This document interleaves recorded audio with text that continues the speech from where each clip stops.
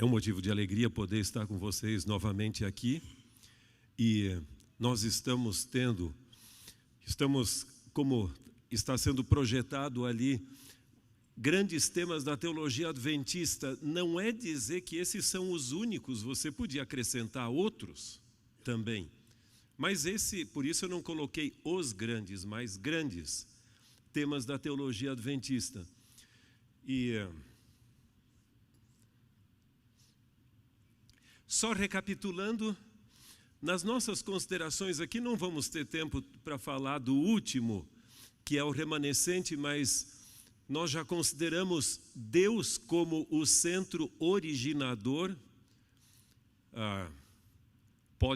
Você pode usar algum outro termo, mas lembra que nada substitui a Deus como o centro das Escrituras, da teologia e da nossa vida. Por sua vez, o grande conflito, o conflito cósmico, é a moldura, a framework, onde as coisas acontecem tanto na história, como também na própria teologia. E há um ponto que nós devemos levar em consideração. Hoje há uma tendência de se escrever a história sem levar em conta o elemento sobrenatural, mesmo no nosso meio. Então, praticamente, tudo são questões humanas meramente. E a ação divina está sendo deixada de lado em alguma de nossas instituições. O concerto eterno, a base. Dentro desse grande conflito, Deus decidiu salvar-nos através da sua aliança, do seu concerto eterno. E então hoje nós vamos refletir um pouquinho sobre o santuário, que eu entendo ser o motivo, em inglês com F, não com V, o motivo, o tema predominante, organizador. E o pastor Edilson Valiante, que está conosco, lecionou a doutrina do santuário muitos anos. Eu até sou tentado a sair e deixar você aqui, hein? Mas o santuário como motivo organizador, o tema predominante também seria outra maneira de colocar. E eu gostaria de começar com uma pergunta. Você está preparado para expor convincentemente, ali sobrou um E que não precisaria ter, convincentemente, a doutrina do santuário àqueles que lhe indagam sobre o assunto? Nós temos hoje, segundo os estudos, e tem uma universidade nos Estados Unidos chamada Gordon Conwell, tem um centro de estudo da realidade das missões. E eles projetam praticamente que nós temos hoje cerca de 50 mil denominações cristãs diferentes. Nenhuma delas, exceto os adventistas e ramificações que surgiram dos adventistas, enfatiza o santuário, como nós o fazemos. Agora, deixa só, como uma introdução, mencionar que Richard Davidson, numa monografia que ele apresentou certa vez, ele mencionou que no Antigo Testamento você tem cerca de, no Pentateuco, melhor dito, mais ou menos 45 capítulos que tratam do santuário, da sua construção, dos seus serviços. No livro dos profetas e escritos, ou nos profetas e escritos, você tem mais ou menos outros 45, lembra? A reconstrução do templo, Jerusalém, as imagens do santuário ali. E o próprio livro dos Salmos era o inário do santuário. O Novo Testamento, como é que como João Batista introduz Jesus? Eis o Cordeiro de Deus que tira o pecado do mundo. E você tem várias imagens do santuário no Evangelho de João. Você tem apresentando-se Jesus como a água da vida, o pão da vida e assim por diante. A epístola aos Hebreus é um chamado ao santuário, por sua vez. E o livro do Apocalipse é escrito dentro da estrutura do santuário, onde você tem imagens do santuário ali ao longo do livro também. Portanto, em termos quantitativos, o santuário é bem presente nas Escrituras. Agora, por que ele é tão importante? Você poderia acrescentar outros pontos aí.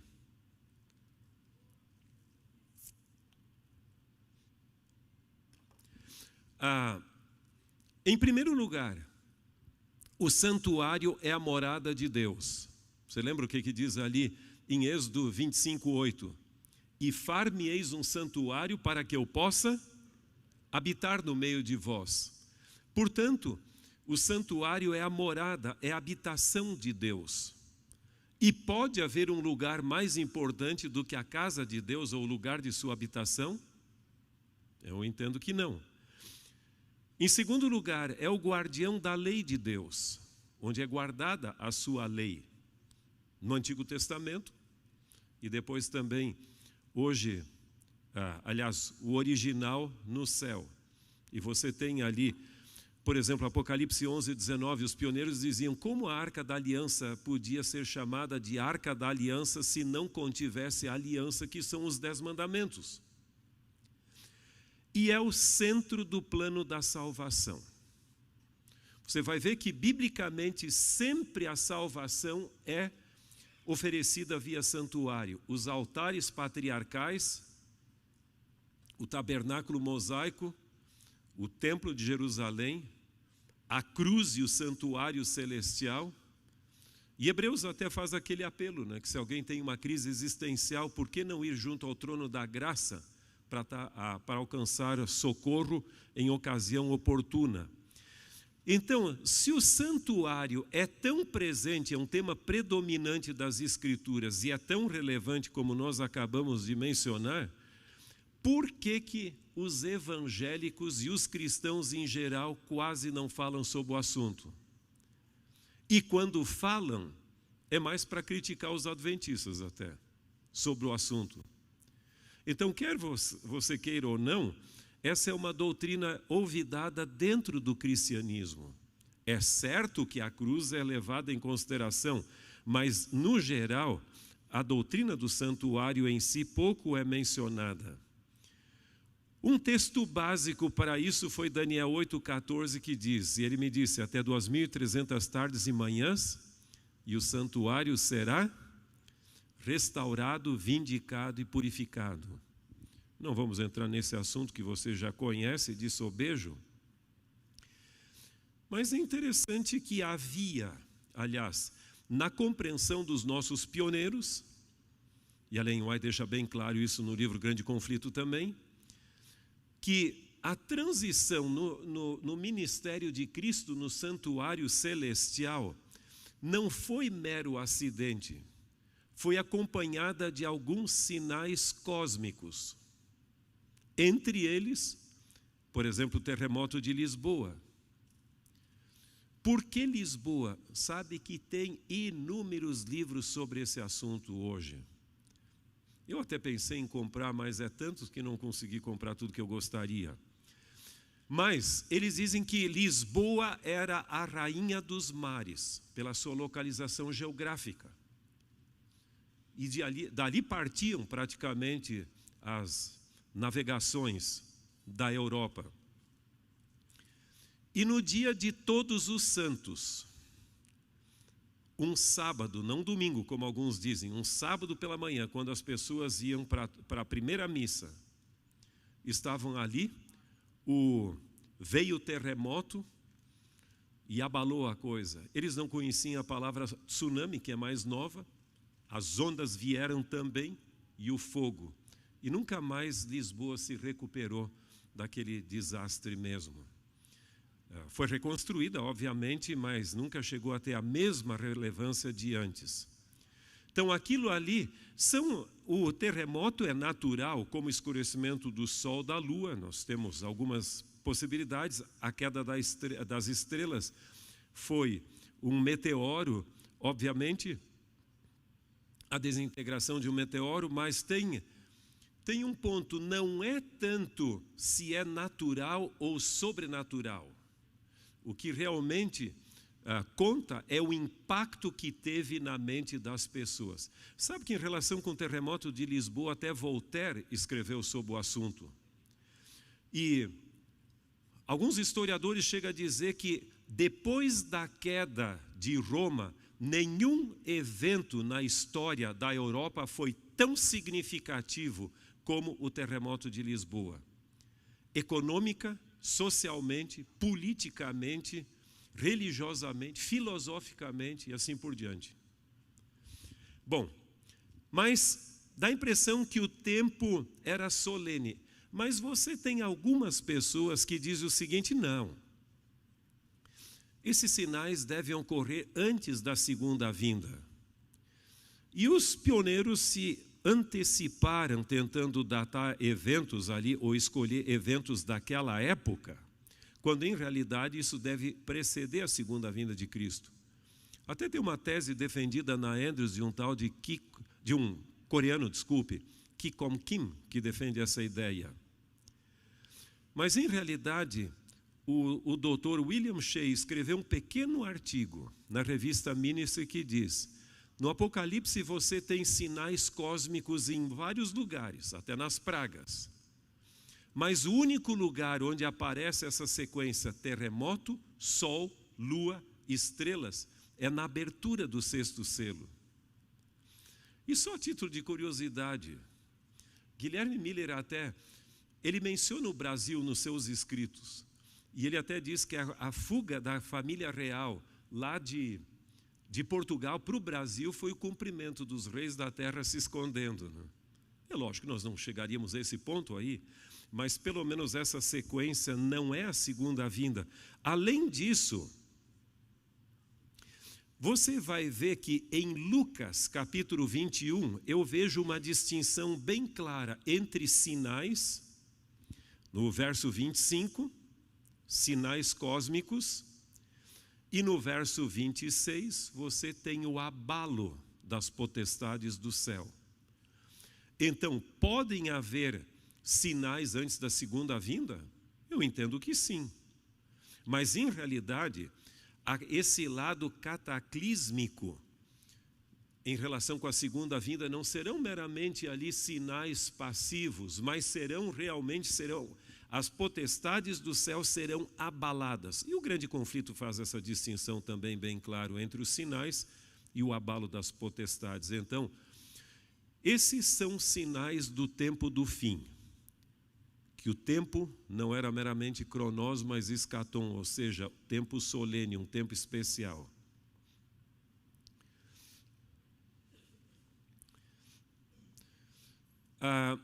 Nós até estamos estudando na lição da Escola Sabatina um pouco sobre isso, mas a tese de doutorado do Gerhard Fundel, ela trata exatamente dessas expressões no livro de Daniel, como um adendo às 2.300 tardes e manhãs, essas expressões, tempo do fim, último tempo da ira, tempo determinado do fim, dias ainda muito distantes.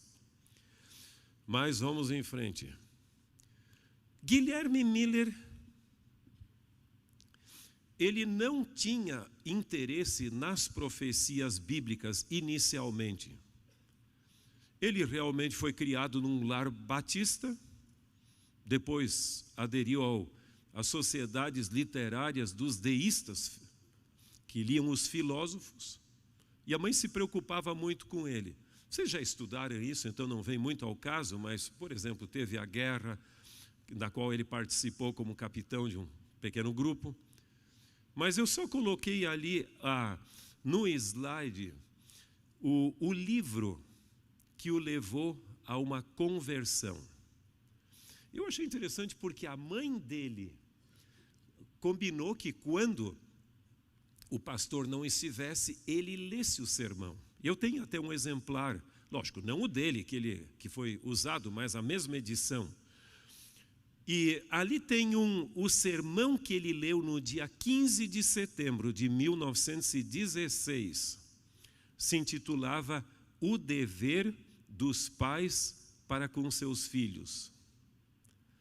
E ele não conseguiu terminar. Ele leu até um ponto e foi tomado de emoção.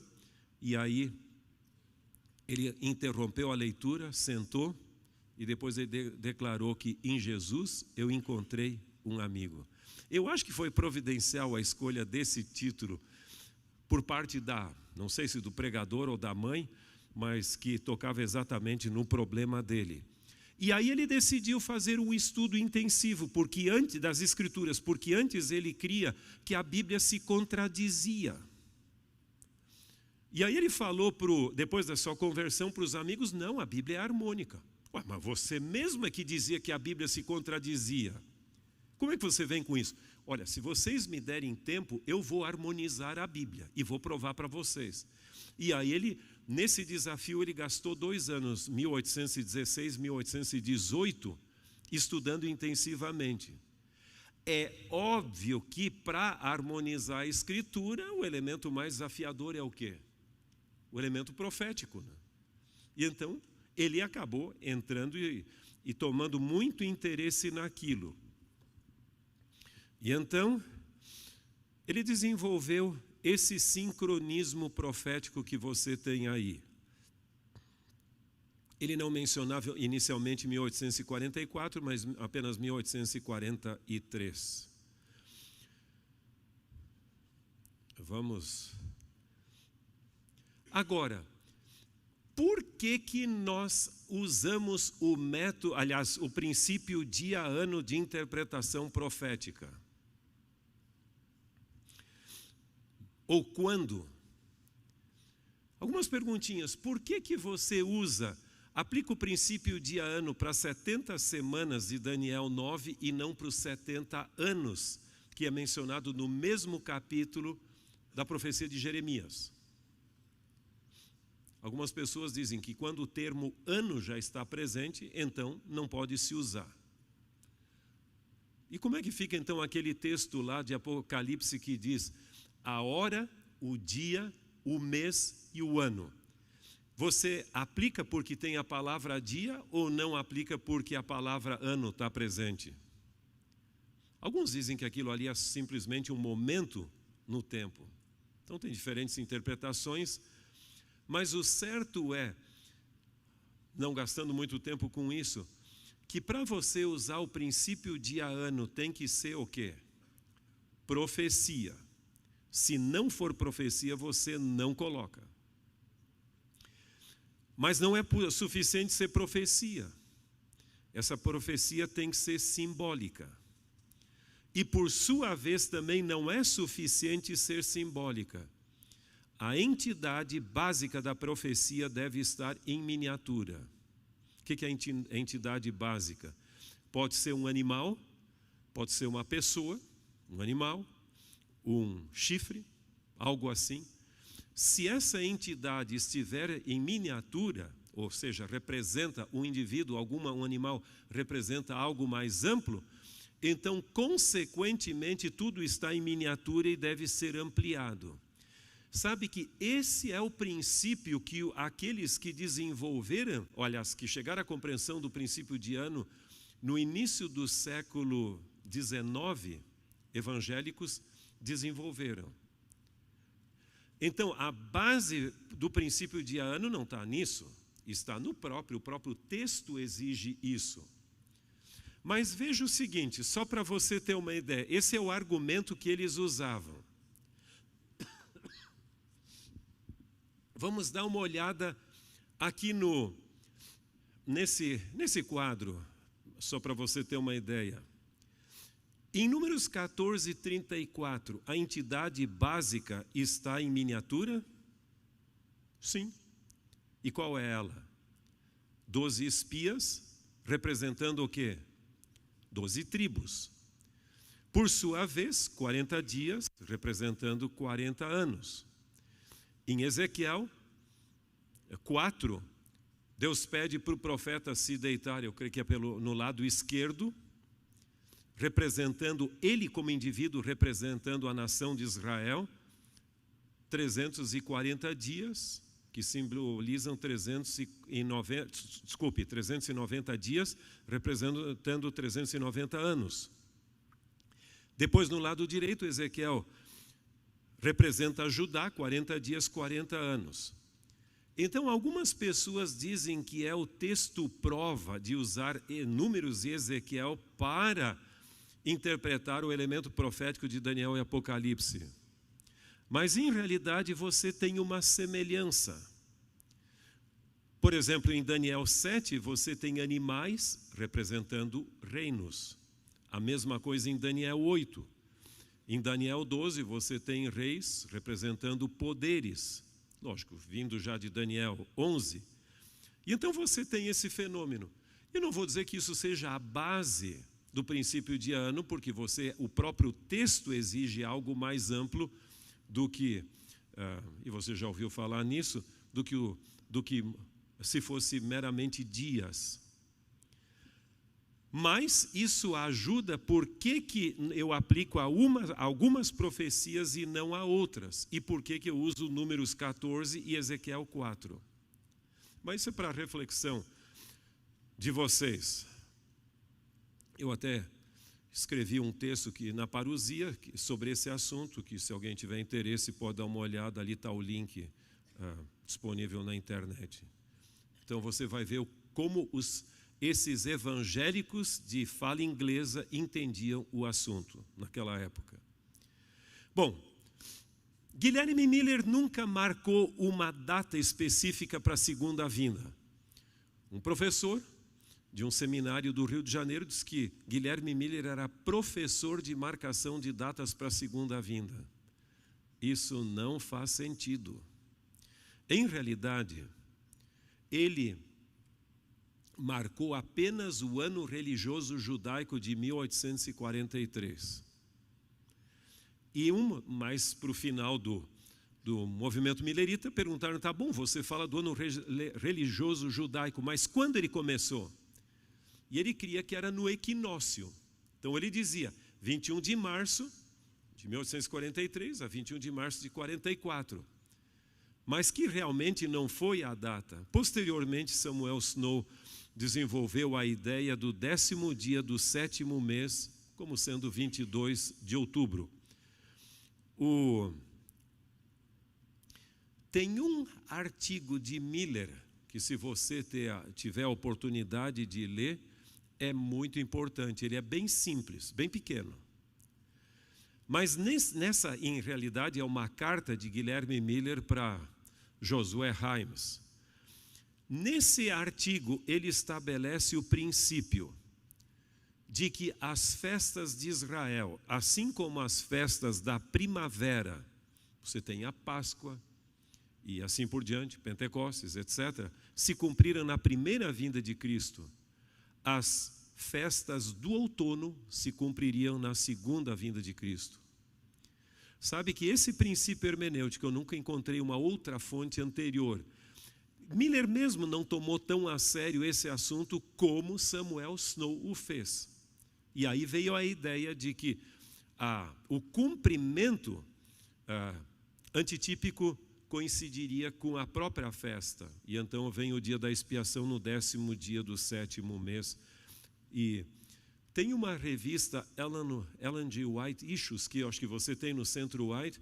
Ali tem um artigo de Richard Davidson muito interessante sobre essa discussão de 22 de outubro e setembro dos caraítas, etc. Bom, eles foram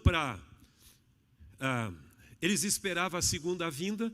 Alguns dizem que na Rocha da Ascensão, no lado da casa de Guilherme Miller, muitas pessoas estavam ali. As evidências mostram que havia poucas pessoas. Eles mais esperavam a volta de Cristo no seu lar. Provavelmente a família de Himes estava ali, mas eles ficavam mais numa reflexão. O certo é que Jesus não veio. E depois, o grupo em Port Gibson, com Iran Edson, Crozier e Hahn, estudaram o assunto. E então esse assunto foi publicado primeiramente no Day Dawn. Hoje se tem esse número da revista que não se conhecia antes, publicado na revista teológica da Andrews, uma transcrição dele. Vamos com calma, né? E aí depois, no dia 7 de fevereiro de 1846, o artigo padrão que levou os adventistas observadores do sábado a aceitar a doutrina do santuário. Agora, nós somos criticados por muitos da seguinte forma: o adventismo já surgiu de um equívoco. Portanto, ele deve ser um erro na sua própria base. Eu digo, cuidado com esse tipo de afirmação. Vamos ao seguinte. Em primeiro lugar, você vai ver, ali faltou restauração, mas você vai ver que o cativeiro, o exílio babilônico foi um desapontamento. E de lá veio uma restauração. A cruz, por acaso, não foi um desapontamento também? Lógico. Você vê o que diz Lucas ali 24. E ali depois de perderem toda a esperança e conseguirem realmente depois rever a sua posição, ninguém conseguia segurar a igreja apostólica. Então não é de surpresa que também na transição em 1844 houve um desapontamento e uma restauração. Desapontamentos podem ser uma bênção. Eu nunca cuido da minha saúde. Não durmo direito, não faço exercício, como qualquer porcaria aqui, até que a coisa bate na minha porta. E aí vem todas as promessas. Senhor, se você me salvar dessa, eu estou disposto a fazer isso, fazer aquilo outro. Senhor, se você quiser, eu até posso me tornar vegano, mas não deixa eu morrer. Você percebe como é a coisa? Humanamente falando, não fosse o desapontamento, não haveria uma ruptura da tradição, do peso da inércia da tradição dos credos das igrejas. Quando eles não tinham mais nenhuma esperança, eles voltaram a estudar a Bíblia para encontrar uma resposta ao desapontamento. Afinal de contas, nós usamos os melhores cronologistas, Yale e Ferguson, e eu acho que nossos cálculos estão corretos. O que aconteceu? E ao buscar respostas para o desapontamento, eles encontraram respostas para muitas perguntas que eles nem ao menos haviam feito. Isso gerou todo um processo de restauração da verdade. Eu pessoalmente creio que nós tivemos três equívocos que acabaram se tornando bênçãos. Deus é profissional em transformar equívocos em bênçãos. Não, isso não é uma desculpa para você errar. Mas, por exemplo, o desapontamento contribuiu para gerar uma ruptura com a tradição. A teoria da porta fechada deu tempo para desenvolver o sistema de verdades que nós temos. A não missão, em outras palavras. Algumas pessoas, não sei como é que são vocês hoje, mas eu lembro na época que a gente estava por aí, alguns alunos chegavam e diziam, mas professor, você crê que eu deveria ficar aqui 4 anos estudando? Eu já tinha que estar no campo pregando o Evangelho. O que você vai pregar se você não tem mensagem? Essa é a chance de você realmente consolidar seus conceitos aqui e se fortalecer. Então, a teoria da não missão, ou seja, da porta fechada, deu tempo para eles estudarem a palavra e gerou um processo de restauração da verdade. Quando eles reverteram isso, eles tinham uma mensagem para proclamar.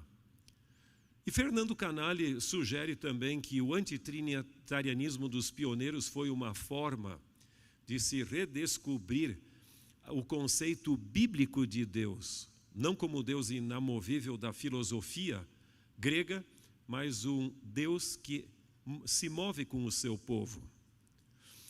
Bom, se nós olharmos Daniel 8, você vai ver ali que há 2 animais, o carneiro e o bode. E esses 2 animais, eles se encontravam nos rituais daquela época no dia da expiação. Então, o próprio conteúdo, os animais mencionados ali já sugere de alguma forma, mesmo que seja indiretamente, o dia da expiação. Depois vem a profanação. E ali você tem o ataque de um poder que se chama chifre. Ele começa pequeno, mas não continua pequeno. Até hoje, na cabeça de muitos de nós, é o chifre pequeno. Mas ele cresceu muito até atingir as estrelas do céu.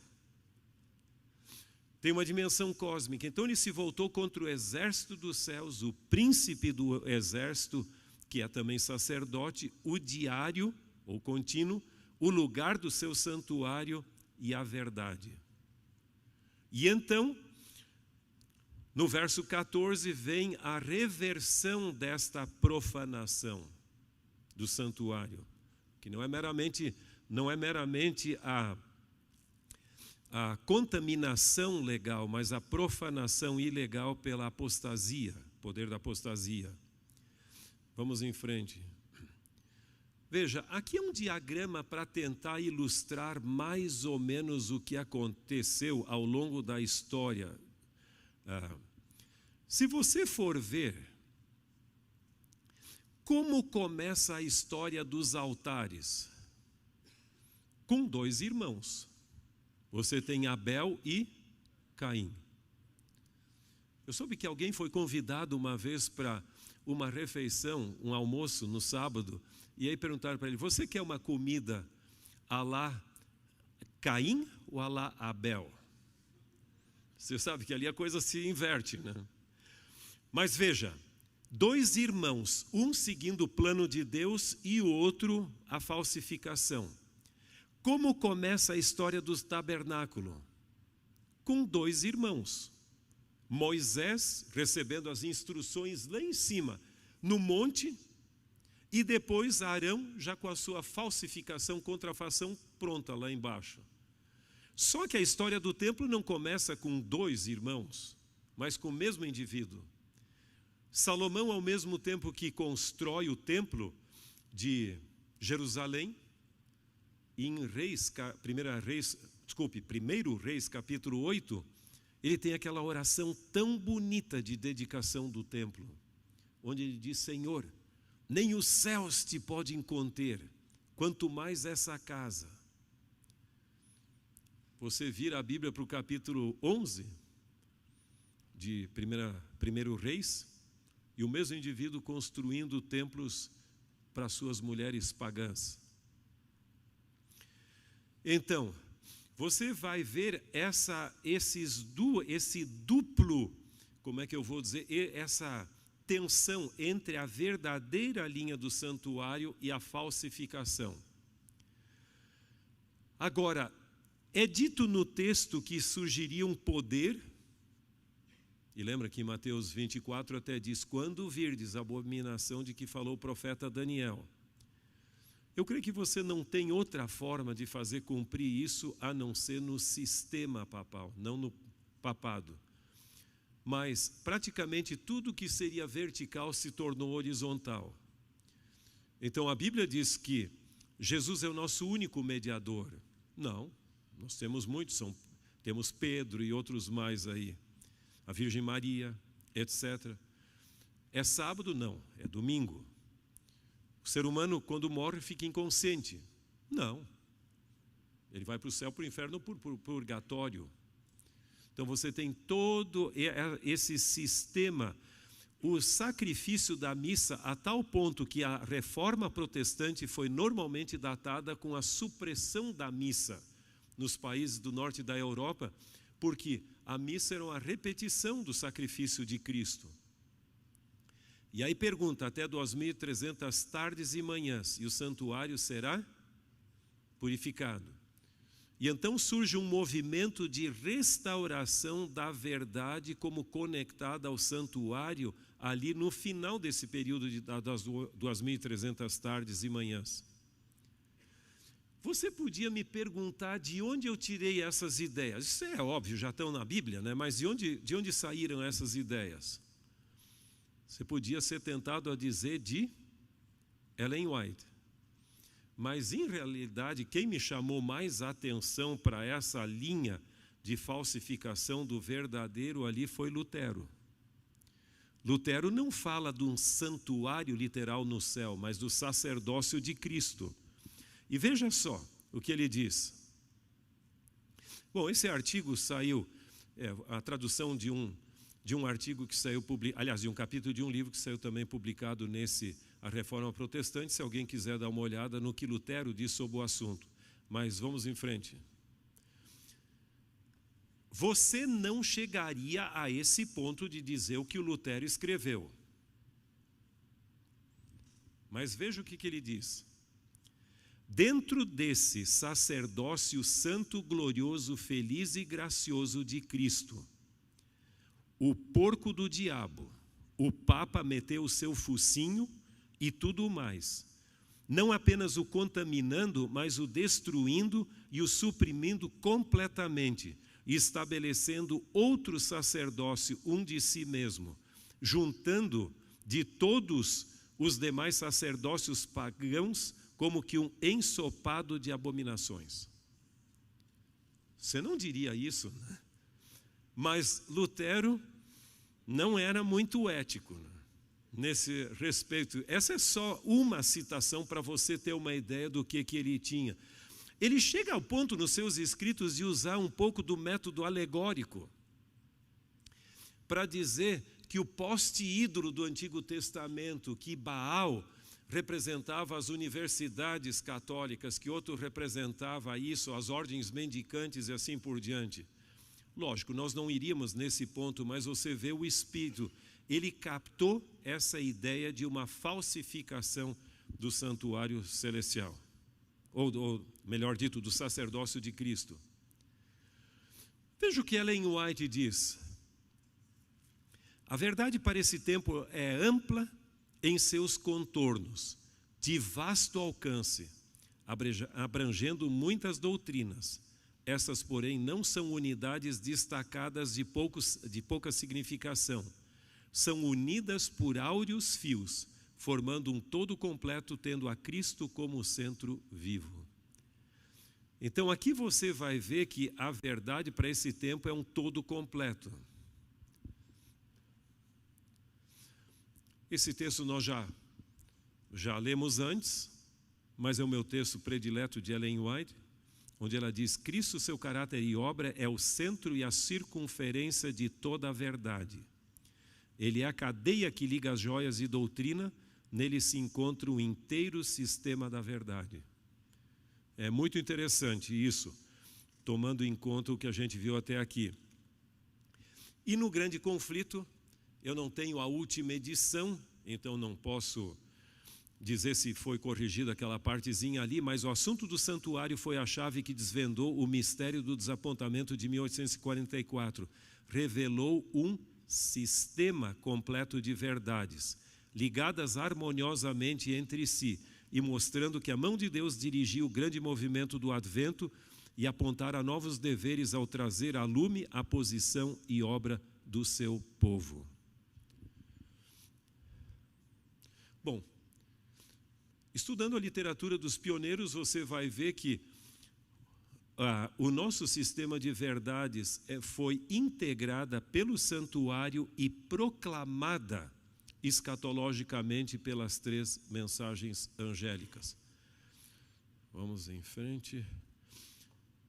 As 5 doutrinas distintivas, a lei e o sábado, o ministério sacerdotal de Cristo, a segunda vinda de Cristo, a imortalidade condicional do ser humano. Eu não uso mais a expressão, os pioneiros usavam a expressão a imortalidade condicional da alma, a imortalidade condicional do ser humano e a imortalidade natural da alma, que seria, porque nós não cremos que temos uma alma, mas somos. E o dom profético de Ellen White. Mas eu creio que o santuário tem a possibilidade de integrar as nossas doutrinas como um todo. Deus, os anjos, o Espírito Santo e assim por diante.